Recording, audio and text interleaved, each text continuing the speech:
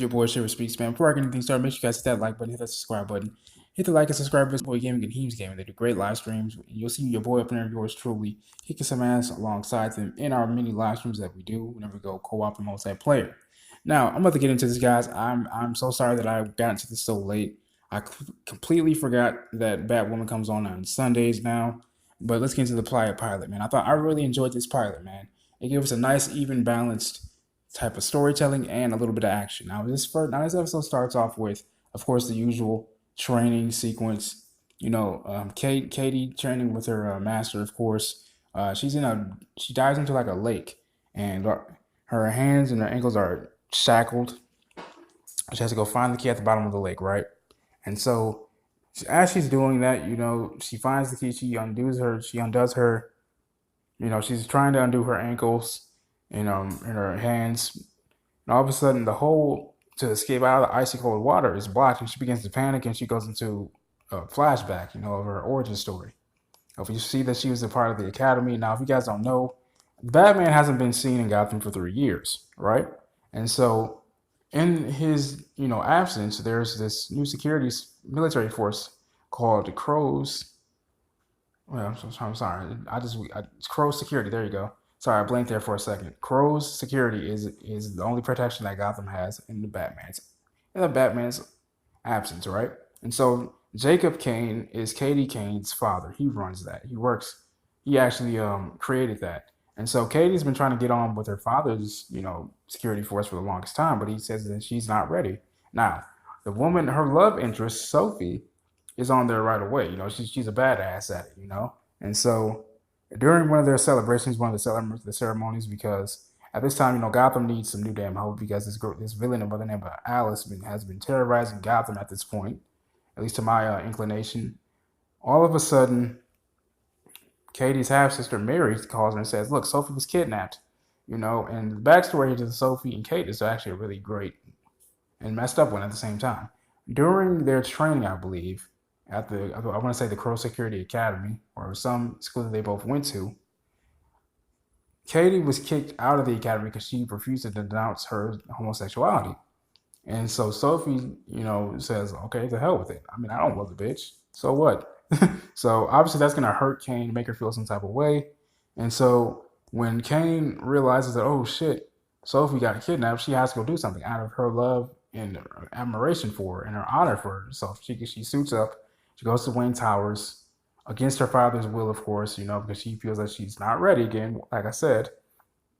And when she gets there, Lucius Fox's son, arrests her. But she's such a badass, she escapes the damn cuffs and actually ends up arresting him. And she uses the Wayne Tech computers to where Sophie was kidnapped and where she was taken. She finds out that she was taken to an old orphanage, right?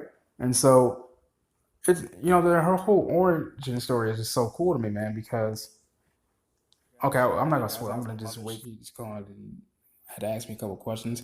Anyway, like I was saying, the origin story was just so cool to me, man. Because I like how they kind of just tied in the fact that Katie Kane and Bruce Wayne were actually cousins, and that's the one secret that Luke Fox did not want Katie Kane to know that, but she didn't really give a damn.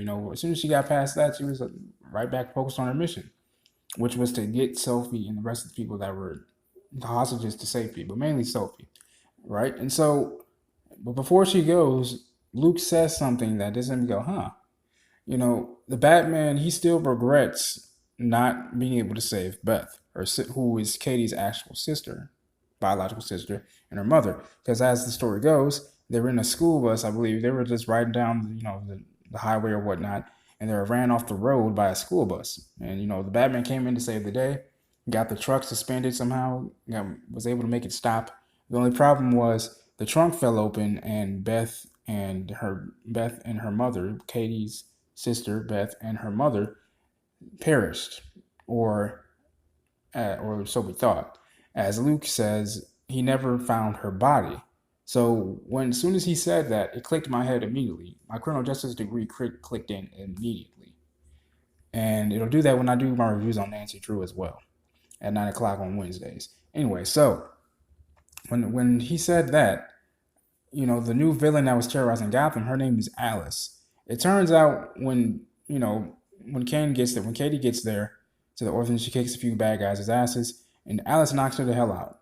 She gets knocked out. Katie gets knocked out. And Alice begins kicking her while she's down, of course, telling her that Sophie was the daughter that, Jacob, Katie's father, wanted, not Katie, right? And so that's when it clicked for me. I'm like, oh shit, Alice is Beth. The only difference is Katie and Beth, have a completely different vision for Gotham. And I really like how they kind of tied in that little dynamic there.